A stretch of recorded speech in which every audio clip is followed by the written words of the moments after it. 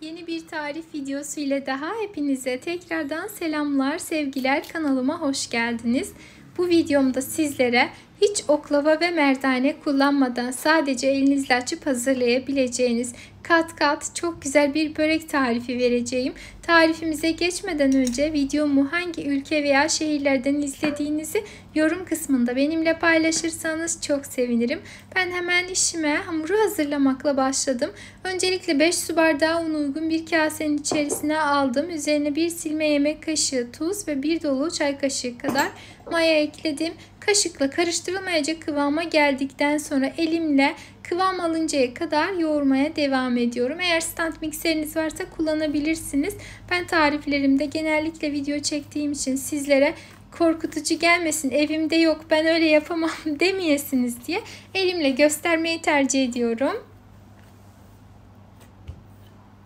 Hamurun kıvamı tarifimiz için gerçekten çok önemli. Tamamen elastik, ele yapışmayan güzel orta sertlikte bir hamur olması lazım. Hamurumuz hazır olduktan sonra tezgahın üzerine alalım ve eşit ölçülerde keselim.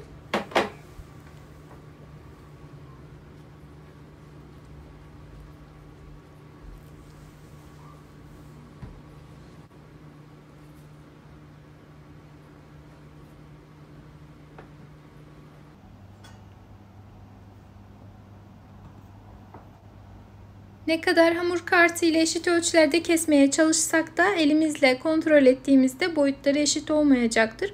O yüzden mutlaka tekrardan avuç içinizle kontrol edip bezeleri o şekilde hazırlamayı unutmayın. Toplamda 10 adet kadar beze hazırlamamız lazım.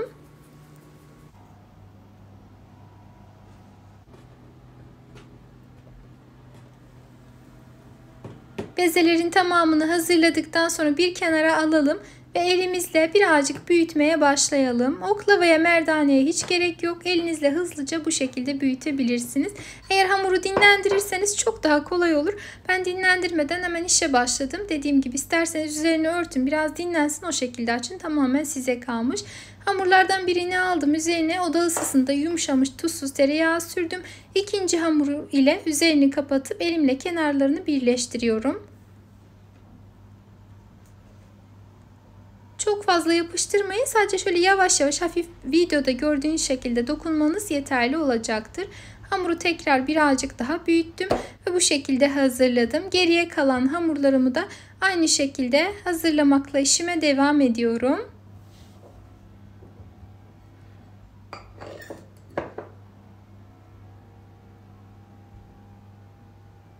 Sağlık açısından özellikle tereyağı kullanmanızı tavsiye ederim. Ancak elinizde yoksa farklı katı yağlardan da kullanabilirsiniz. Toplamda 10 adet beze vardı ve 5 adet bu şekilde hamur hazırlamamız gerekli.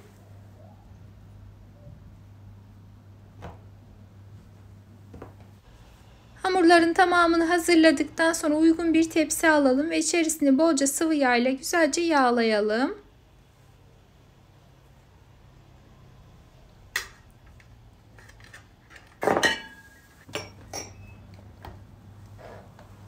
Ve sırayla hamurların her tarafını güzelce yağlayarak tepsimizin içerisine alalım. Her tarafları mutlaka güzelce yağlanmış olmalı ki dinlenme aşamasında birbirlerine yapışmasınlar. Bu şekilde hazırladığım üzerlerini tekrardan birazcık yağ ile de yağladım ki dinlenirken daha sonrasında açması kolay olsun. Üzerini bir poşet ile kapatarak böylece yarım saat oda sıcaklığında dinlenmeye alıyorum. Ne kadar uzun süre dinlenirse o kadar güzel olur. Yani 1-2 saate kadar çıkarmayın da 30-35 dakika, 40 dakika yeterli gelecektir. Hemen hızlıca geçtim artık iç harcımızı hazırlamaya. Bunun için 4 adet patates kullandım. Patatesleri soyup hazırlamıştım. Önceden doğradıktan sonra tencereye aldım. Üzerini geçinceye kadar soğuk su ilavesi yaptım. Tencerenin kapağını kapatıp hemen haşlanmaya bıraktım. Diğer taraftan 1 adet soğan alıp ince ince doğruyorum.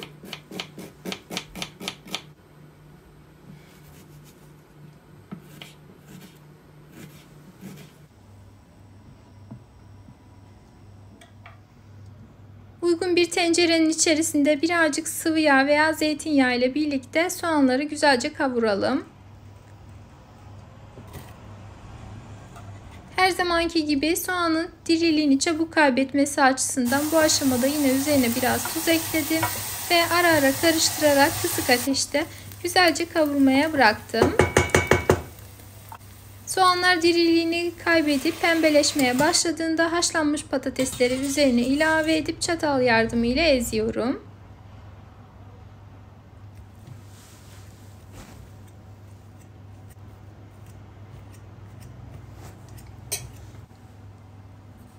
Patatesleri güzelce ezdikten sonra üzerlerine birazcık pul biber, tuz ve karabiber ekleyelim. Sevdiğiniz, yakıştırdığınız farklı baharatlar varsa onları da kullanabilirsiniz. Ben genellikle bu karışımı çok seviyorum. Ben bu aşamada yine birazcık dereotu kullandım. Özellikle karabiber, patates ve dereotu üçlüsünü çok sevdiğim için. Ancak sizler isterseniz farklı yeşilliklerde kullanabilirsiniz. Yani şart değil veya farklı iç harcı ile de hazırlayabilirsiniz. Tamamen size kalmış. Ancak hamuru çok açmadığımız, çok ince olmadığı için özellikle iç harcı biraz sulu olan bir iç harcı olursa hamurunuzu da yumuşak tutmuş olur. Aklınızda bulunsun. Ve patatesli iç harcımız artık hazır oldu. Soğuması için bir kenara alalım ve geçelim artık hamurlarımızı açmaya. Bunun için öncelikle hamurlardan bir tanesini tezgaha alacağız ama tezgahımızı önceden güzelce yağlayalım ki yapışmasın. Daha sonra bir tanesini alıp elimizle genişletmeye başlayalım.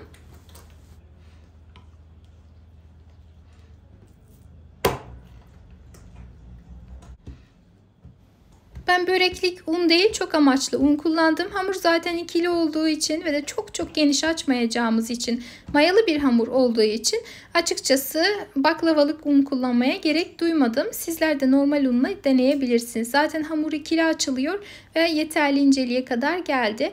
Bu şekilde olduktan sonra orta kısmından bıçak ile kestim veya pizza ruleti kullandım açıkçası. Bıçakla da kesebilirsiniz. Üzerine iç harcını yerleştirdikten sonra videoda gördüğünüz şekilde kapatalım. Uçlarını güzel kapatmayı ihmal etmeyelim ki pişerken açılmasın.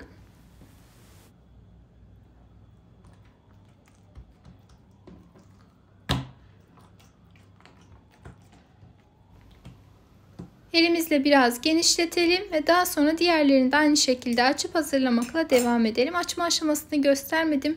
Hızlıca katlama aşamasını tekrar bir şekilde üzerinden geçiyorum. Bu arada kanalımda birbirinden güzel, farklı, lezzetli, farklı börek tariflerim de mevcut. Hazır yufka ile genellikle ama el açması olmak şartıyla hazır yufka ile de daha pratik tariflerim de mevcut. Dilerseniz kanalımı ziyaret ederek o tariflerime de göz gezdirebilirsiniz. Hamurların tamamını bu şekilde açıp hazırladım. Artık hemen hızlıca tepsimizin üzerine alabiliriz. Yağlı fırın kağıdı serilmiş uygun bir tepsiye alalım. Tepside bu aşamada üzerini kapatıp yarım saat kadar dinlendirebilirsiniz. Veya hamuru akşamdan hazırlayıp ertesi günde pişirebilirsiniz. Bu aşamada hamur ne kadar dinlenirse o kadar güzel ve yumuşak düşmüş olur. Aklınızda bulunsun. Üzerlerini biraz dinlendirdikten sonra tereyağı ile tekrardan güzelce yağlıyorum. İsteyenler çok daha yumuşak, çıtır olmayan bir börek isteyenler üzerine yumurta sarısı veya süt karışımını da sürebilirler. Şekilli olsun diye şöyle bıçakla şekil verdim üzerlerine.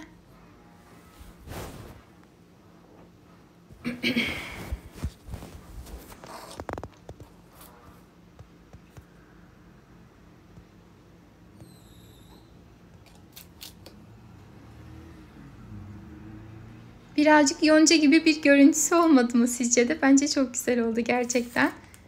Şöyle hazır oldu artık. Önceden ısıtılmış 170 derece fırında ağır ateşte yavaş yavaş pişmeye gönderiyorum. Uzunca bir süre güzelce piştikten sonra fırından çıkardım. Şöyle altı ve üzeri çok güzel nar gibi kızarmış artık.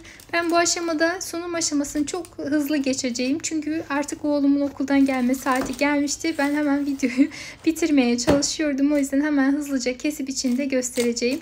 Gerçekten evde yapabileceğiniz el açması en pratik tariflerden bir tanesi.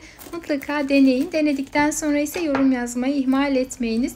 Eğer yararlı bulduysanız, sevdiyseniz kanalımı da videomu beğenmeyi, beni takip almayı unutmayın. Kendinize çok iyi bakın. Allah'a emanet olun.